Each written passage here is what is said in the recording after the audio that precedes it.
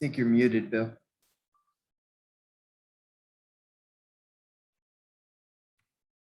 Good afternoon, everyone. We'll go ahead and start with questions for Coach Mainieri. We'll follow the order that's in the chat. So let's start with Glenn West with the first question for Coach.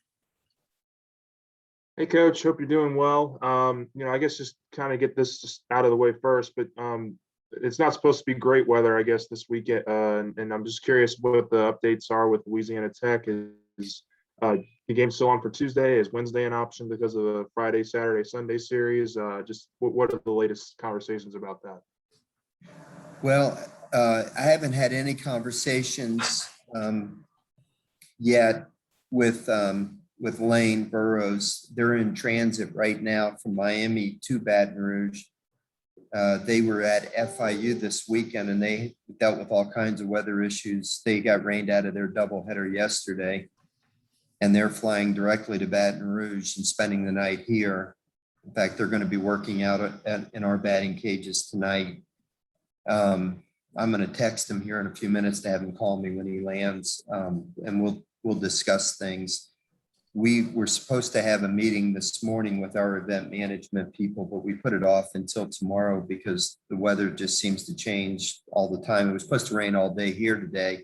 We're actually looking at not blue skies, but dryness outside. We brought the team in last night at 7:30 to put the tarp on the field. I have to tell you this, that it was quite an experience because there was a rather large possum making its home in our tarp last night, a mom with two babies. And when our team saw that possum, I haven't seen our team run so fast all year. We could have stolen a lot of bases last night, the way that they were moving. It was pretty funny. I told my wife about it last night when I got home after putting the tarp on the field. She said, well, where was that possum when Arkansas was here last week? Could have used him at least in one of the games. But we got the tarp on the field last night. And of course, thunderstorms hit through the night. So the field's in great shape. We actually have the tarp off the field. We're going to practice on the field today. We're going to put the tarp back on the field after practice, and hopefully the weather forecast is going to change for tomorrow. I'm sure that Lane wants to get the game in. We want to get the game in. It would be beneficial for both teams to play the game tomorrow. Both teams have a pretty solid RPI. Louisiana Tech's ranked in the polls right now. I think I saw a poll where they were 14th. I'm not sure what all the polls said, but it would be a very good game to be played, and we're hoping to get it in. But we'll be at the mercy of what the weather is. So we haven't really had much discussion about it, but at this point, we're going to meet the event management staff. We'll meet tomorrow morning at 10:30. I'll talk with Lane about it, but I'm sure that we're going to wait it out and hopefully get it in tomorrow night. Wednesday would be a possibility as far as I'm concerned, but the forecast looks the same for Wednesday it is for Tuesday. I don't know if Louisiana Tech is willing to spend another night in a hotel from a financial standpoint, also another day of the cost of a bus and so forth. So that's something I'll have to discuss with him. Paul, did with y'all's history with possums, did it feel like a bit of a good omen coming off a series win and trying to power through the stretch run here? Sure. Yeah. We'll grab onto anything. Anything that gives us a good vibe. It was a big possum. Two little babies were holding on to its mother. It was kind of sad, actually. Our head groundskeeper, Tyler Lentz, our brand new groundskeeper, he was awesome. He was so humane. He was able to get it in kind of a fishing net and was able to relocate it off campus and found a new happy home for mommy and the two babies. That's certainly good. Y'all head into this, this game undefeated still in midweek games this year. And in the past, fans have been, sometimes upset about the midweek record, and now y'all are undefeated going into this one. Why do y'all think you've had so much success in the midweek games this season? I don't know. I can't explain it, Wilson. We every year we've always tried our very best in the midweek games, within reason, of course. You have to save your top caliber pitching for the weekends for the SEC games, because of course, those are the games that, are, I hate to say most important, because, that indicates that the midweek games aren't as important. And I don't mean to say it that way, but of course you're in this conference and you want to win your conference. That's your number one goal. But we've always, put that uniform on and tried to win in the middle of the week. I don't remember what year it was. Bill Francis would know. What year, Bill, was the first year that we went undefeated in the midweek? I'll I wanna say say it was- 2012. So whatever year it was, 2012, I remember when we did go undefeated in our 14 midweek games, that it was noted that it was the first time in LSU baseball history that LSU had gone undefeated in midweek games. And then we went undefeated the very next year again. And I was very proud of that. We've always taken the midweek games very seriously and done our very best. But the reality is that the in-state schools are good. They all play, they've upgraded their programs through the years, and they have good coaching, they have good players, and they're very formidable opponents. We've been very proud of the fact that we've played all of the in-state teams. We've gone on the road many times to play them.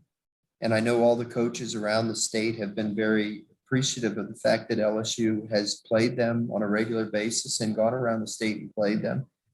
And they have very good programs. So, it's hard to win all the time in baseball. And this year, for whatever reason, we've won we've won all the midweek games. And, we're going to do our very best tomorrow night against Louisiana Tech, and hopefully we can keep that streak going. But I can't explain why. We've just played good baseball in the middle of the week this year. We've played Coach, really good baseball on the weekends too. It's just sometimes we've lost the games. I think we've lost 4 times on walk-off. Has it been 3 or 4? 4 times on walk-off. We're really competitive in those games. It's just sometimes it doesn't work out at the end. Hey, I'm sorry, Coach, Bill. I just have one more for you. Obviously I know you're taking a look at the standings every weekend. I know you said kind of heading into this final 3-week stretch, you guys wanted to win these 3 series, and that's always the goal. But how much stock or how much do you put into having to maybe sweep one of these final 2 series? Is that something that you guys talk about at all? No, Glenn, honestly, I don't talk about sweeping anything, because that's such a daunting task. I hesitate to talk about winning series, because you can't win a series unless you win a game before you've played 3 games, and it's hard to win a game. Once you win a game, then you talk about winning a series. Once you win a series, if there's still a game remaining, then you can talk about sweeping a series. But the kids understand the big picture, and we are in a precarious position. We're not in a wonderful position. Sorry, I have an ant crawling across my screen. We need to pile up wins, and every game is critical for us. There's no question about that. So we know that, and we're trying to win every game that we play. So it's easy to sit back and say, well, we need to win X amount of games, but that doesn't mean you try any harder on any given day. We're trying the hardest that we can each and every day. And right now, my concern when it comes to SEC games is Friday's game. And when Friday is over, we're going to do our best on Saturday. And when Saturday is over, we're going to do our best on Sunday. If we're fortunate enough to win on Friday and win on Saturday, then ask me about sweeping after Saturday's game. Glenn Gilbo.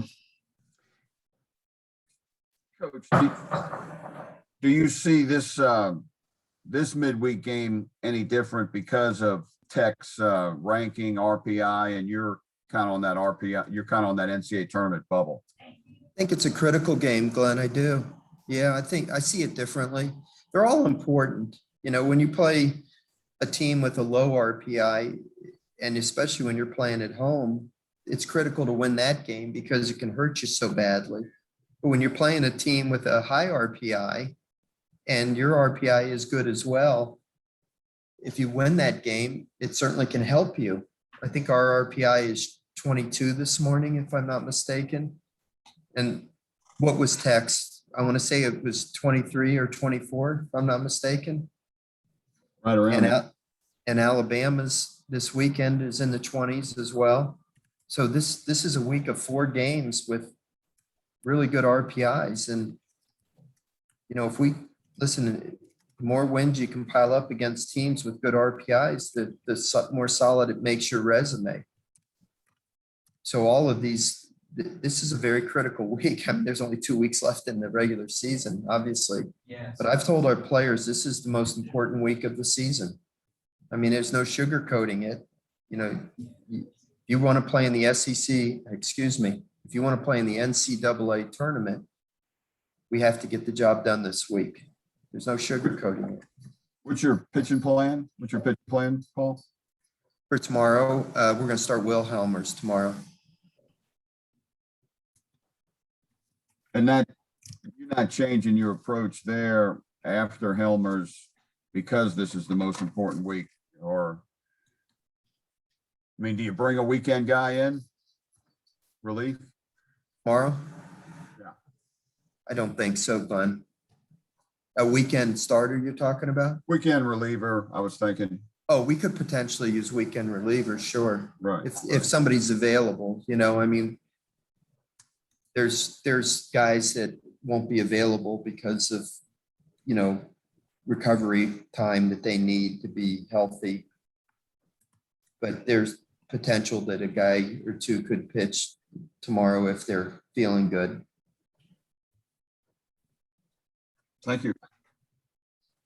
Speaking of feeling good, Glenn usually asks this question, but the vibe, I guess, from the team. I'm sure you don't want to lose the game in the last at bat, but to be able to go on the road and handle some business there at Auburn, what's the general feeling? I feel like a broken record answering this question, Mike, because we've had this experience, you know, a couple times now. You know, opportunity lost. If you lose the first game and win the last 2, you get on that bus and you drive home and you're feeling great about everything. But when you win the first 2 games and then you have an opportunity to win to sweep the series on the final day and you're so close and you don't get the job done, it leaves a little bit of a bitter taste in your mouth. And that happened at Ole Miss and it's happened here.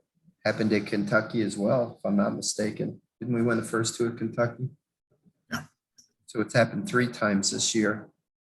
And we didn't finish, the series on a high note.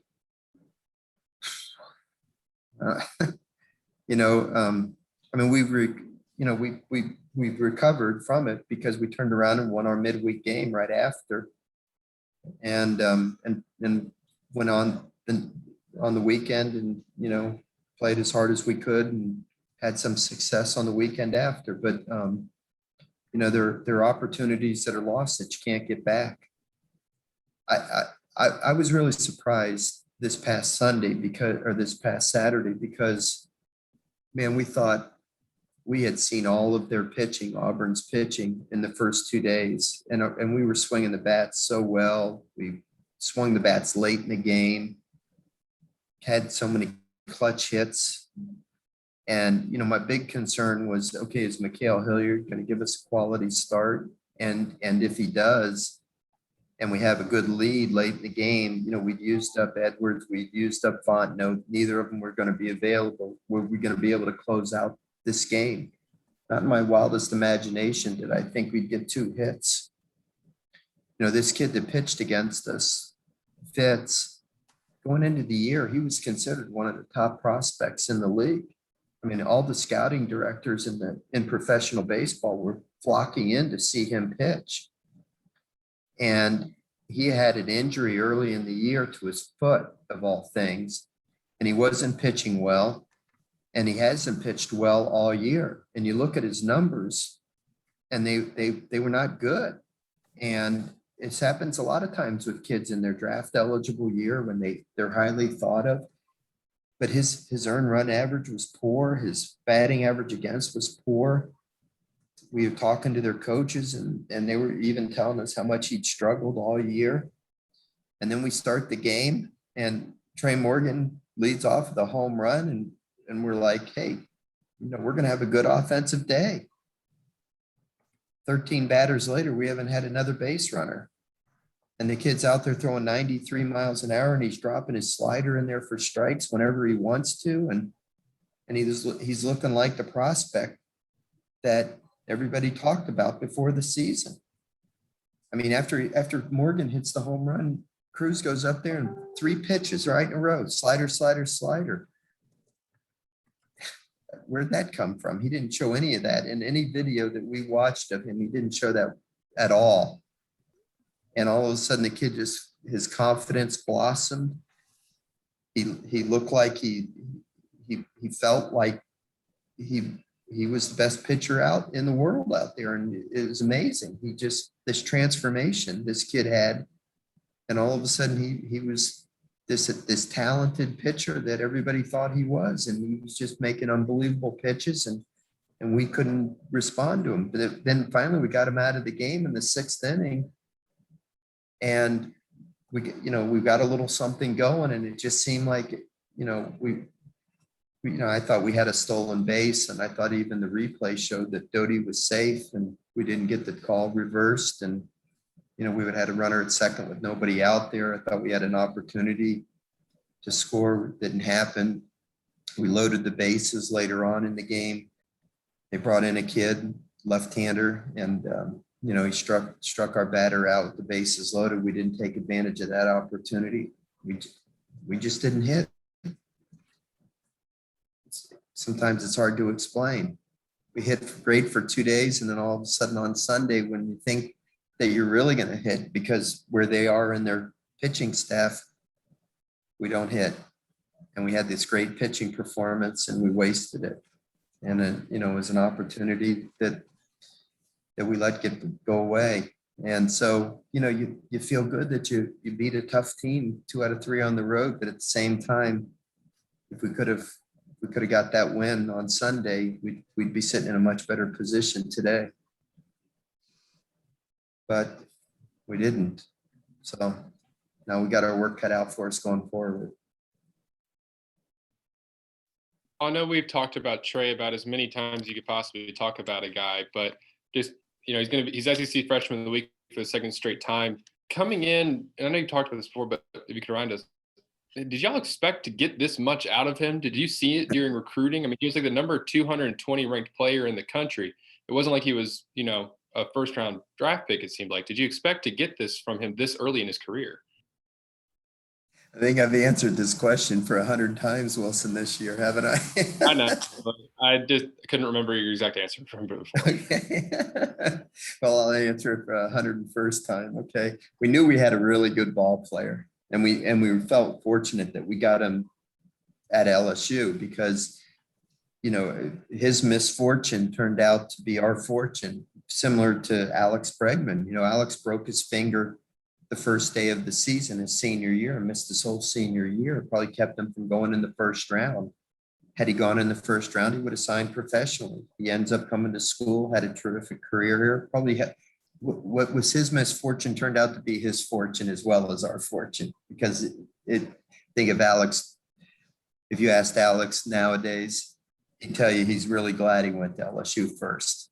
Okay. And I bet you if you ask Trey Morgan, would you prefer to have signed out of high school? I think he would tell you that he's really happy he went to LSU first, but he ended up injuring his throwing elbow and had to have Tommy John surgery and missed his senior year. Had he played his senior year, had the pandemic not hit, had it been a normal draft, perhaps he would have signed professionally. And so I say from that standpoint, we are fortunate that he arrived at school. We knew we had a good ball player. There's no question about that. Did we know he was going to be this good? I'd probably be lying to you if I told you I thought he would be one of the best players in the SEC as a freshman, that he'd be the best player on our team as a freshman. I mean, who can predict that? You know, I mean, it's hard to, you know, like they said in a movie once, you know, there's only two things we know for sure. There is a God and I'm not him. Okay. Could never have predicted that Trey Morgan would have been hitting, what's he hitting, 370, that he'd be this terrific all-around player that he is. He's been unbelievable. He's hit every kind of pitching that there is. He's hit right-handers, left-handers. He's hit hard throwers. He's hit pitchability guys. He's been a base stealer. He's been a great base runner. He's been obviously a terrific defensive player. He's done it every day. You know, I went back and looked at the box score of our first Louisiana Tech game. And when I first looked at the box score, I saw 0 for 6 by Trey Morgan. And I reacted like this, like 0 for 6. And then I remembered that 0 for 6. He hit 6 balls right on the screws and ended up with no hits that night. And it might have been his best offensive game of the year. He hit the ball hard every single at bat. I remember that game very, very vividly now. Remember me talking about it, saying that was the hardest 0 for 6 I've ever seen in my coaching career. So he's been an amazing player for us, and he's been a coach's dream. He's a wonderful young man in every way, just a phenomenal kid. He's got a very bright future in this sport, and he's just an outstanding person, and somebody his parents should be very proud of. They raised a tremendous young man.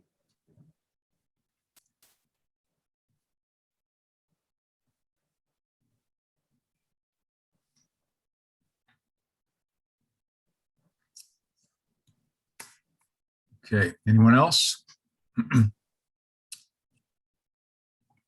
All right, thank you all. Thank you, Coach Mainieri. Thanks for answering it again, Paul. No problem, Wilson.